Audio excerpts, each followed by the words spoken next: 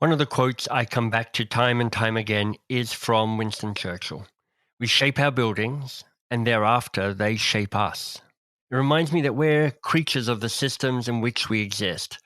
This delightful fantasy that we sometimes hold of us being atomic individuals, free and clear of everything is, well, it's ridiculous, really. We're defined by our relationships. We're shaped by the visible and mostly invisible hierarchies and biases and rules and prejudices and norms that nudge our lives, both inside and outside work. And if you think that's true, and my guess is you probably do, the question I sit with is, well, what's needed to find and carve out and honestly fight for freedom and justice and dignity? Not just for you, but more provocatively, really, for others. What do you do when you uncover and decide to own your own biases and your own prejudices? Welcome to 2 Pages with MBS, the podcast where brilliant people read the best 2 pages from a favorite book, a book that has moved them, a book that has shaped them. Now, if you've ever worked in an organization, big or small, and thought you could probably do a better job at getting or giving feedback, you may have heard of my guest, Kim Scott. She is the author of Radical Candor and a new wonderful book just out called Just Work. There's a wonderful play on a title, not just only work, but work that has justice woven into it. In fact, my own company, Box of Crayons, has hired Kim's company to come in and help us. Now, Kim started this conversation with a bit of a confession. So my whole business career was really an elaborate scheme to subsidize my novel writing habit. At heart, I am a writer, but it turns out it's really hard to make your living as a writer. And what interests me about writing is really thinking about what are the kinds of situations where people can do their best work and be really happy and love their work and love the people they're working with. That's a big, hard question. And it emerged for Kim early in her career when she was working in Moscow, in Russia. I took a train ride from Moscow to Paris, and you could just see out the window, life was getting better and better and better as you headed west. And I thought, why is this even a debate? One of these systems is working and the other one just isn't. And so I think that's in a lot of my books and is kind of the question that obsesses me. How can we create environments in which we can all be productive and happy? It shouldn't be that hard, right? It shouldn't be that hard, but it is. And the experience stuck with her. Kim had been working at a startup after studying literature at university, and she came to a point where something had to change for her. Yeah, but there was in 1999, I decided that I was miserable in my work. I had done a bunch of I'd been working at a startup, and I decided I was just going to my goal for 1999 was to figure out how to be happy. And I knew that one of the things I had always wanted to do but never dared to do was write. And so I started writing a novel, and I started taking a writing class with a wonderful woman who wrote a book called So, You Want to Write a Novel? Very straightforward. So Kim is deciding to live the life she'd always imagined. And, it takes real determination, real grit, I guess, to break out of a system that would otherwise contain her. And we're going to go deeper into that when we and she reads her 2 pages. But first, having written some books myself, I know how tricky it is to navigate that creative project. So I asked her how she kept going. For me, writing, it was almost like a compulsion. It was something that if I didn't do it, like I will sometimes break out in hives when I am supposed to be. There's a great book called The Midnight Disease about writing. Oh, I love that. The author of that book says writing is just something she can't not do. Yeah. And I feel much the same way about it. Once I got started, I think for me, the process to start writing, I had to turn off my critic in my head, Yes. Turn off all the self-judgment and just write. And that's my favorite part of writing, actually. It's kind of like an opportunity to explore inside your own mind, because we often don't know what we think. Totally. You write the stuff down and you're like, oh, that's really interesting. Yeah. I didn't realize that was in my head. Yeah. And do I really believe that? And is that true? And often the things that I realize that I believe that I didn't know I believe, I don't really agree with once I. So it's kind of an opportunity to root around in my own mind and see what's there and see what I would like to throw away. It's kind of like mental house cleaning. What are the ideas that should be thrown away? What are the ideas that should be polished up? So that's the first part. And that's the kind of the second hardest part, is getting inside my own head. But the hardest part, of course, is getting back out. And that's where that's where feedback comes in, actually. So when I wrote both Radical Candor and my next book, Just Work, I wrote it in Google Docs and I had over 100 collaborators in each. Amazing. So a lot of people given me thought, and not all of them read every word, but people would read parts and they would hate parts, they would love parts, that they wouldn't understand parts that I thought were very clear. And clearly they weren't clear if people weren't getting it. For my latest book, I sent out an early draft to a select circle of people. I got one piece of feedback saying, I've read the first 35 pages of this, and I have no idea what this book is actually about. I was like, oh, but it's true. I'm like, and I rewrote the book because of Misha's particular feedback. Yeah. Well, how do you keep going? Because it is hard. It is really hard writing. I find it really helpful if it's an idea that I keep trying to put down. Yeah. Because I'm quite good at generating ideas of random things to do. Yeah. And most of them, I will often write them on a sheet of paper. And I just have I have a folder called Ideas and Book Ideas. And I'll write it down and try to get it out of my head. And then I'll come to a moment where I'll go back into that folder and I'll look. And often I've just had this, because I've got a terrible memory, I've just had the same idea 38 times. Yeah. I'm like, obviously there's something about this idea. Yeah. Yeah. And then, Kim, because, I write like you, I write books for a business community and I have companies that I run as well. I'm also going, is this book, could it be more than a book? Could it be a way of, like you, I'm on a train heading west, trying to head for better worlds. And I know a book is, at best, one carriage on the train. And I'm trying to build a train. So I'm like, is there a bigger thing here that I could get excited about? So I'm not building a book, and I'm building an experience, and I'm building a way that people might shift their behavior, and I'm building a way that cultures might change. Yeah. And if I can see that, then I start getting excited. And then I start writing and I get less excited because it's hard. I'm like, I thought I had a really good idea here. I don't seem to have any idea at all. But then often, hopefully, I come through the darkness. Yeah. Let me ask you one more question about writing, and then I want to talk about the book you've chosen for us. Who have been your influences as writers? Not just for the content, but for people who you've inspired me to write because of the way you write. Is there anybody like that? Toni Morrison has been a major it's the novels, the great novels have been the great. So Toni Morrison, Alice Walker, I think has been another great influence on me. And I was lucky enough when I was in college, I got to take a course with Toni Morrison, which also had a huge impact on me. Yeah.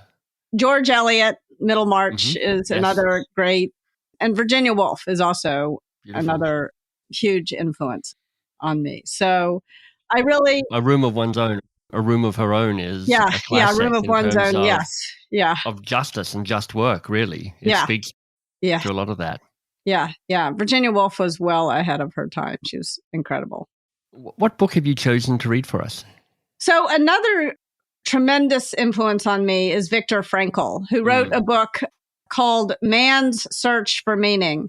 In Just Work, by the way, one of the things that we recommend is a purple flag to flag bias so we're going to do a purple flag on Viktor Frankl's title, People's Search for Meaning. But this book I read, it was interesting. My startup was failing and I was at a TED conference and I felt also that I was getting screwed by my investors and I was just depressed. I was struggling a bit with the depression and I skipped an afternoon at TED You and have to hold do up. that at a TED conference. Yeah, Otherwise you yeah, get crushed by the content. yeah. And hold up in my hotel room and read Man's Search for Meaning. And it was like one of the most healing afternoons of my whole life. And so that I want to read a couple of pages from that, which I think are very relevant to the times that we're living through right now as well. I think this is the book that every self-help book wants to be when it grows up. Yeah. It is the book that sets a standard that everybody aspires to. So I love that you've chosen it. Which 2 pages did you choose for us? So should I just jump in? I chose a couple of pages that are about freedom and where we find freedom. And I'll tell you after I read them why they resonate so much for me.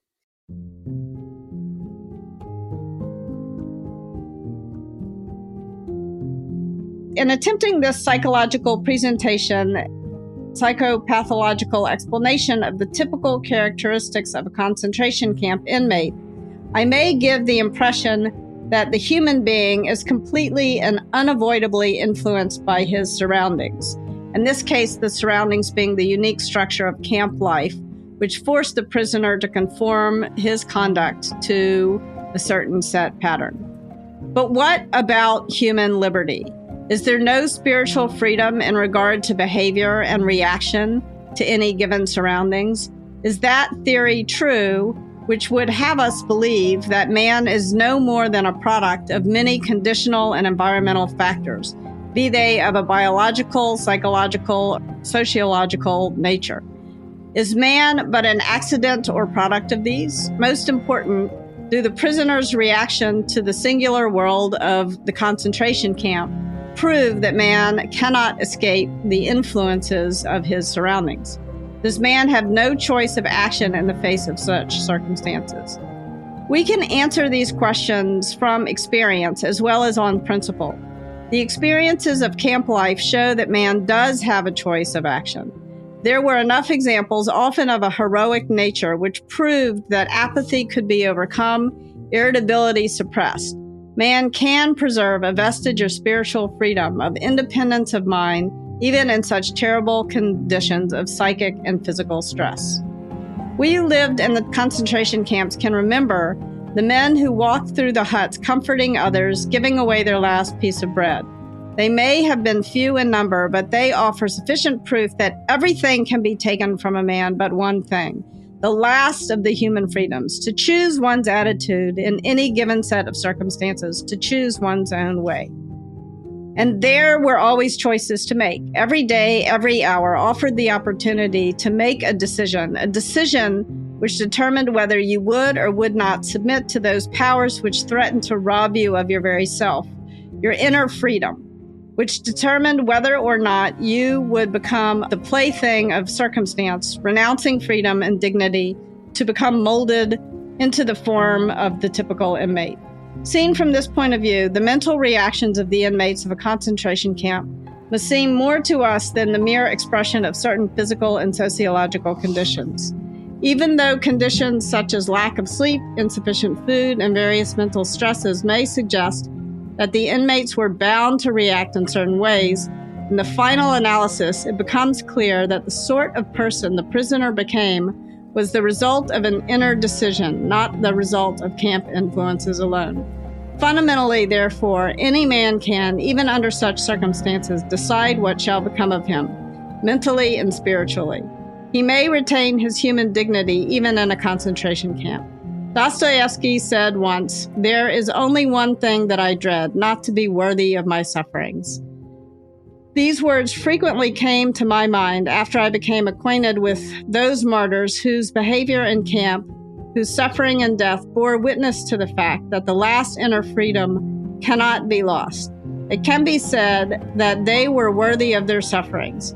The way they bore their sufferings was a genuine inner achievement. It is the spiritual freedom which cannot be taken away that makes life meaningful and purposeful. Well, that's wonderful. Thank you, Kim. There's a lot there. What is it about that is so meaningful for you? So I think there are two things that are especially meaningful for me. as I was writing Just Work, I was struggling with two things. So Just Work is sort of about how bias, prejudice, and bullying destroy our ability to collaborate, to make good decisions, and to perform at our best. And what we can do to eliminate those things from the workplace and hopefully more broadly from life. Yeah. And I wrote the book from the point of view of the person harmed, the victim, and also the person who causes harm, the perpetrator. And when I started the book, I had a struggle with the fact that I was in denial about having been a victim of workplace injustice ever. Yeah. And didn't want to think of myself as a victim. And that was hard to admit as the author of Radical Candor that I was in denial about something. But even harder was coming to grips with my role as a perpetrator, as someone who created workplace conditions for workplace injustice. And then, of course, sometimes we're the observer and hopefully we become an upstander, not a silent bystander. And sometimes we're the leader and it's our job to prevent these things from happening. And more often than not, we fail. And so as I read that, and as in the last year, sort of trying to come to grips with the Black Lives Matter movement and the horrible things that we in this country as white people have done. Yep. And the systems that we have created that have perpetuated injustice, and also coming to grips with Me Too. There's a lot of talk now of systemic injustice or creating systemic justice. And I think it's so important to understand that the ways that the system creates almost impossible situations for people, and also the ways in which the system corrupts people who do not see themselves as perpetrators, as people who cause harm. And I think understanding that system, and I think there's a lot of resistance to the idea of systemic injustice because it robs us of our idea of freedom. And so I think being able to hold in my mind at the same time, yes, there's these systems, but no, we are not inevitably corrupted by the system as perpetrators, and we're not inevitably victimized by them, even though we are victims of them. And yet also understanding that the systems perpetuate. So I think we have to understand the systems, understand how we can change the systems while still holding ourselves accountable. I mean, there's a lot. There's a lot there. It's so easy to interpret what I just said as, you're letting the system off the hook or you're letting and it's both. We can't let the system off the hook, but we also can't let ourselves as individuals off the hook. I want to talk about both of these things.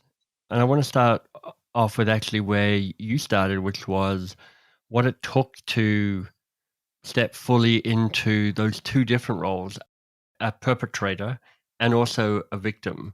What was it like to fully feel the weight of both of those settle on you? It was exhausting, frankly, and stressful. And it was also liberating at the same time, because when we're in denial about something, it takes on bigger proportions than it actually is. And so when we sort of take a look at it, when we find the ability to actually let go of the denial and take a look at it, then we can begin to solve the problem. And then, so by the end of the book, I felt like I had found the light. But it was hard for me to admit. And there were moments in writing the book. I describe it in the book, a relationship I had with a former boss that was abusive. Like now it's sort of easy for me to say, oh, yes, I was in an abuse. But I had never said that to myself. And I wrote the sentence, it was an abusive relationship. And then I had to take the rest of the week off. Right. Was it through writing that you came to these realizations, or was there somebody in your life who helped kind of walk you to this new insight? Both. It was mostly the writing. I have a great therapist who helps, and a wonderful and very supportive husband who doesn't question when I'm like, oh my God, I'm going to go lie in bed the rest of the day. And also who, I finished this book during quarantine. Yes. And the kids were home, and he really leaned in and just took on, I couldn't have finished the book without Andy stepping up and taking care of the kids. So I remember you writing that, I think, in your acknowledgements as Yeah, well, about the role he yeah, played to create the space for you to do the yeah, writing, kind of a shout back to the Virginia Woolf in a room of one's own, or yeah. a room of her own. Yeah, I had this shed, the she shed in the backyard. It was like Love this that. glass box. That's fantastic. You know, when you read from Man's Search for Meaning, and we're talking about individual and we're talking about systems, the focus seems to be on the individual. Which is like, remember you have choice. You always have choice. Remember you have this final freedom, Yeah. and don't let that go. And it's kind of resigned to the system is the system. I mean, for Frankl, it's like the concentration camp. Yeah. It is what it is. Your job is to do the best you can and not to lose your essential humanity within that system.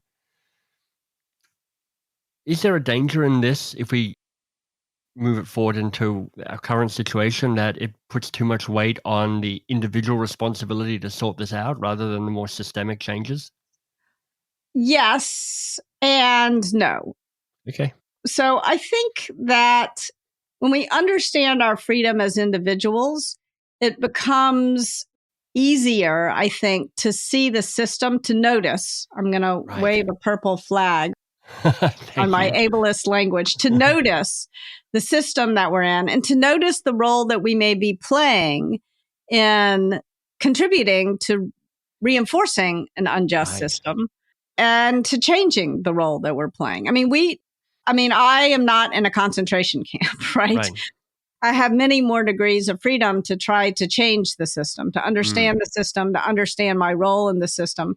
And that's why I think for the people who were in the concentration camps, they did not have the opportunity to change the system. Right. They were cast much more in the role of victim, but giving people the freedom to notice that they do have choices, I think is incredibly important. Choices nobody and nothing can rob you of And I your love that inner insight, freedom. Kim. It's a powerful one, which I haven't really heard before, which is it is in more fully owning and embracing and understanding your own freedoms that you're Yeah. better able to start noticing injustices within the systems around you. Yeah. Yeah. It's interesting. If you pair this is some heavy reading I'm recommending, but if you pair this book with Eichmann and Jerusalem, it's a really powerful critique of when do we get to say, I was a victim of the circumstances that I was in, and where do I have an obligation not to be a victim of the circumstances that I'm in? I haven't read the Eichmann Jerusalem book. It'll make you think. How does one both own and move beyond a sense of victimhood?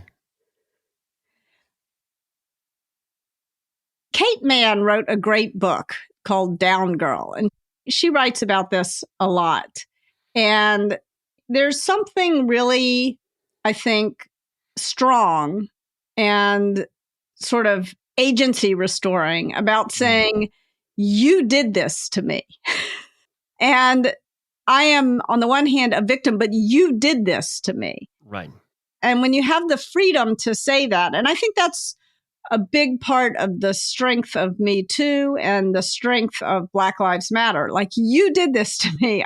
That is really important part. And that's not playing the victim. It's like, and describing what happened in great detail. I mean, I think that the stories that we have heard from people and the videos that we have seen about what happens are so illuminating and can really change the world and make us notice what we had refused to notice for decades and centuries. I know lots of people have embraced the new book, Just Work, but I'm curious to know what resistance you've noticed to the book and the messages in the book. Yeah, speaking of denial, it was very interesting. I was talking to a person who I like and respect a lot, who's very insightful about marketing. And when Radical Candor came out, it just sort of took off. And Just Work has not taken off in the same way. And so I was asking him, trying to understand why.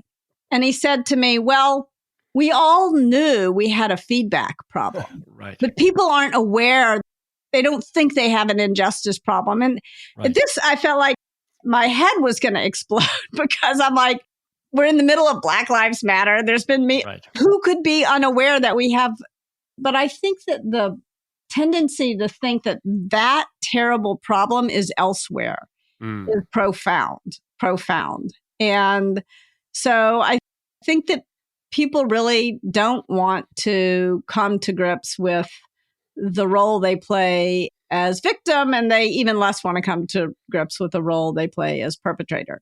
And I think also there is fatigue around the topic because it's not clear what we can do to make it better. And so one of the things I did in Just Work was try to break the problem down into its component parts and say, if you're a leader, here's what you can do about bias. Here's what you can do about prejudice. Here's what you can do about bullying. And by the way, it's important not to conflate bias, prejudice, and bullying. These are three different problems. And I think very often people are resistant to the idea of unconscious bias because people can use unconscious bias. How do I do with anything that's unconscious? It's too hard. Yeah. But sometimes it's not unconscious. It's a very conscious prejudice. Right, exactly. Right? And sometimes there's no belief at all. The person is just being mean. So bias, I say, is not meaning it. Prejudice is meaning it. And bullying is being mean. I love that. It's clever word.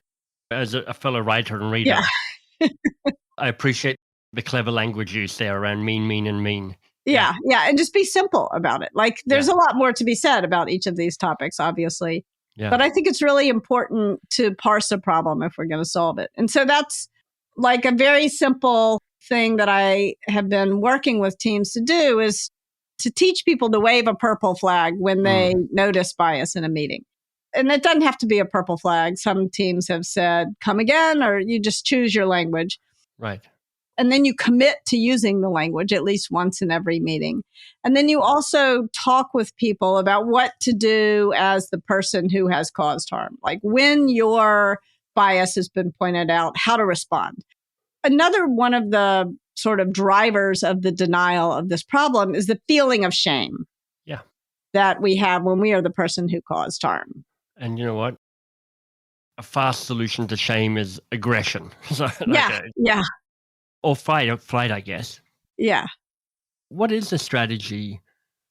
Or can you share some insights around you've been called on something, or maybe you haven't been called on it, you just notice it and you go, oh. Yeah. How do you sit with the shame and how do you make reparations, if that's the right word? Yeah, I think it is the right word. I think the first thing that I recommend teams do is just come up with what are you going to say when your bias has been interrupted? It should always start with thank you for pointing it out. And then you get two choices. Either I get it, I'll work on not doing it again. And also like be patient with yourself because you're probably going to do it again. Yeah. And another thing that you can say is, I don't get it. Can you explain to me after the meeting? And it's really difficult when someone points out that you've said something biased and you have no idea what you did wrong. Right. Because now not only have you harmed someone, you're ignorant, right? Right. And those are both shame-inducing experiences for most people. And so the question is, if you create a norm of how to respond, then you're telling everyone in your organization, we all make these mistakes. And sometimes we don't even know what we've done wrong. And that's okay. That doesn't mean you're a horrible human being. It means, as my son's baseball coach said to him, you can't do right if you don't know what you're doing wrong.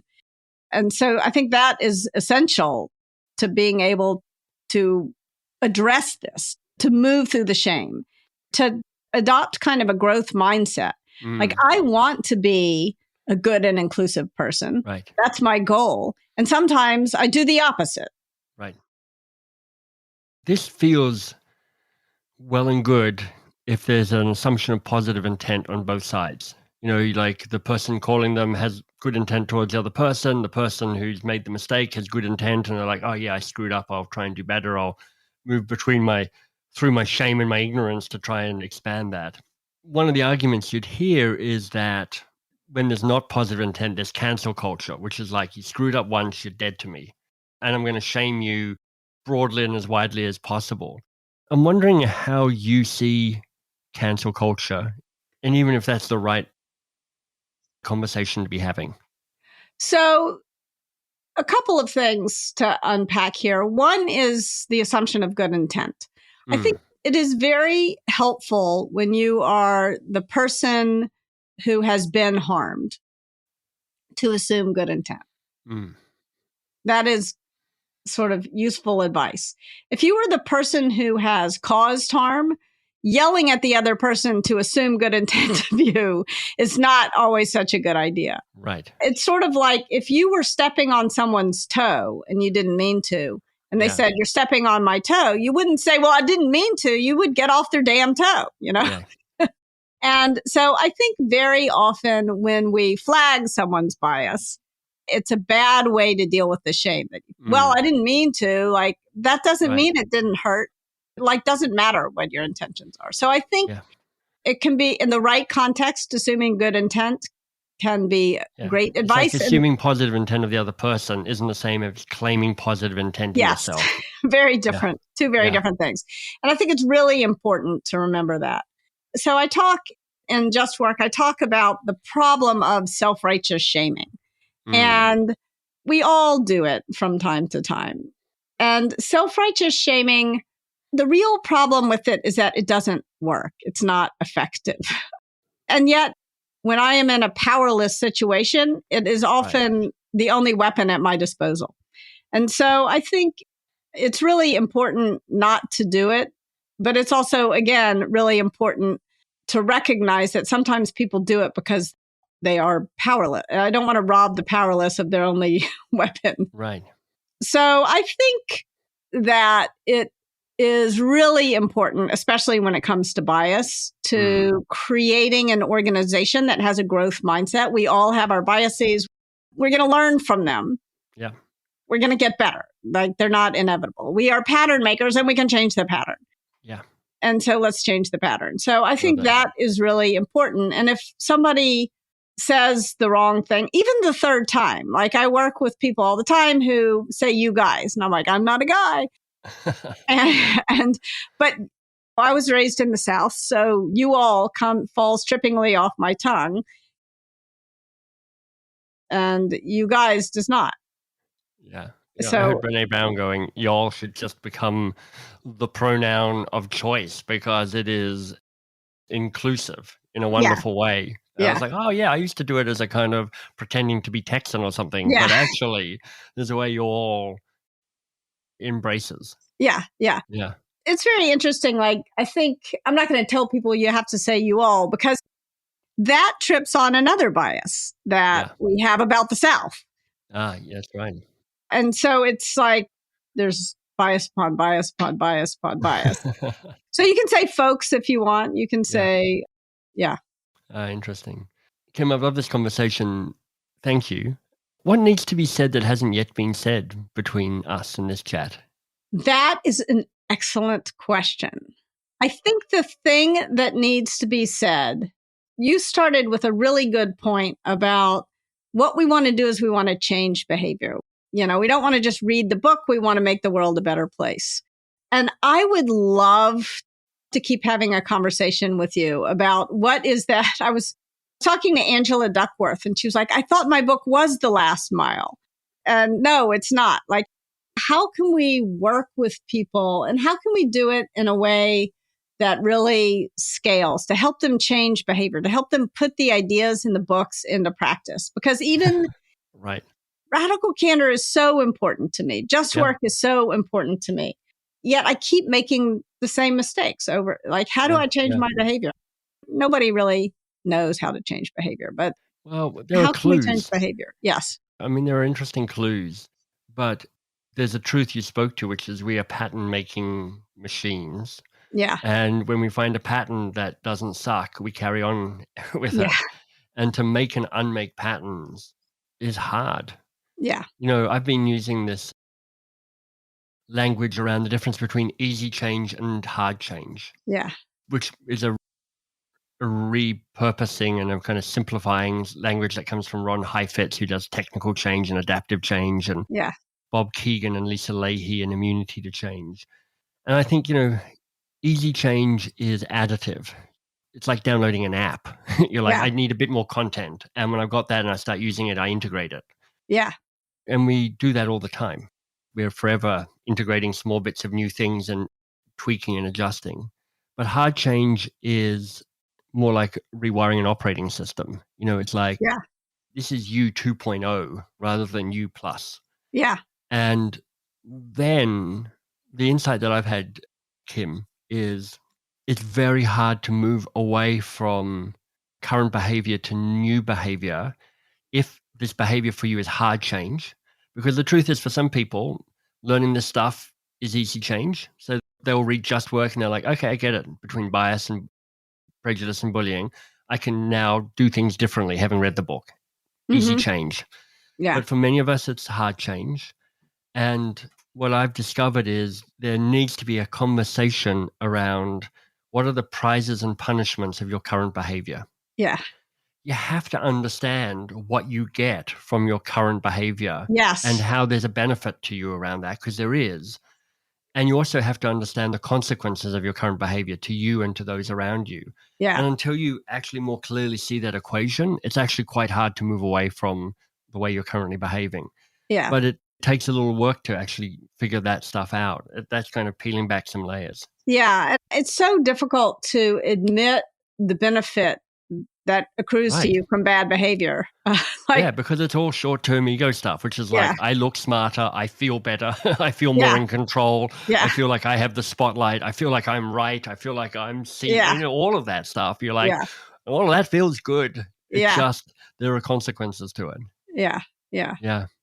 It's a big conversation. I tell you what, when you write the book that explains long-term, easy, sustainable behavior change, you'll have another hit on your hand, I promise you, because everybody's trying to chase that. To figure that out. Yeah.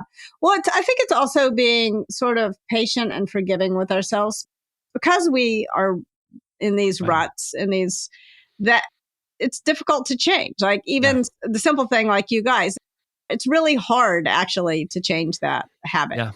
Yeah. And so I think having a little, at least it is for some. I remember hearing that language myself some years ago and going, you know what, I'm just going to stop using you guys, because most of the people I work with in my companies are women. And so it's weird. Yeah. And that was an easy change for me. Wow. I have a bunch of other prejudices and patterns that are hard change, and I keep stumbling over them. So it's just, sometimes it falls on one side of the change fence and sometimes on the other side of the change fence, just depending. I wonder why that was easy. That's a whole other conversation. Why was that easy for you? Because it's really hard for most people. I mean, it's not hard, but it takes time. Yeah. They keep making the same. If you drive the wrong way to the grocery once, you're more likely to do it again. And then it's very hard to break that pattern, even though there's a better, more efficient route. I'm not sure, Kim. It is a really interesting question. I mean, it might be that, there's a whole bunch of hypotheses around it. It just might be me. It might be the fact that I've been immersed in feminism for 30 years. So I'm been thinking about it and practicing and writing about it for a long time. So it was less of a leap how I think about the world to a new behavior. Yeah. There's a bunch of possibilities around that, but I'm not really sure why. Yeah. Even my daughter goes to an all-girls school and they all say you guys, and I can't get them to stop it. And it's like it's very strange. Right. I mean, my company Box of Crayons is 80% women. The 3 senior leaders are women, and they use the phrase "you guys" as well. And I'm like, that's odd. Yeah. Yeah.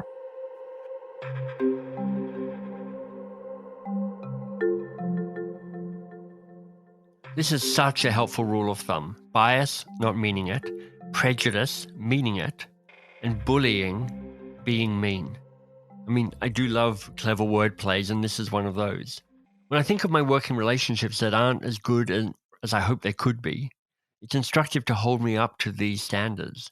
What if, I ask myself, all 3 of these are present in this relationship from my end? I mean, it's a bit of a bitter pill to swallow, but it does overcome my natural self-preserving delusion, I guess, to say that, I've transcended all of these and I'm now in a state of purity. I am not affected by these common human traits. But what if I own it? I am biased. I am prejudiced. I am a bully.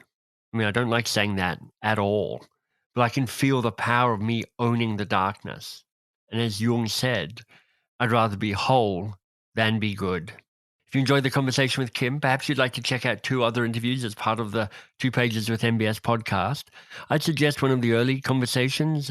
Riaj Megji has an interview called Killing Your Ego, which is a very interesting conversation about actually the power of communication.